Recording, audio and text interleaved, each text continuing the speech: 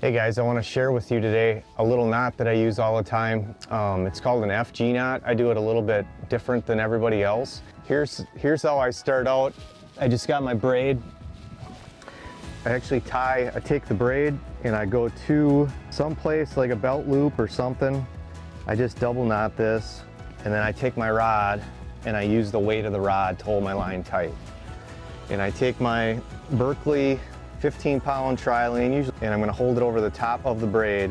I'm going to go under and I pinch it with my left finger, and I just keep pinching it, and I'm just wrapping it, and I end up wrapping this 24 times. And after I'm done wrapping, I snip my braid, and now I'm tying. I have my floral and my braid next to each other, and I just do an overhand knot, and you snug that right above the coils you just made, and you do 2 of them.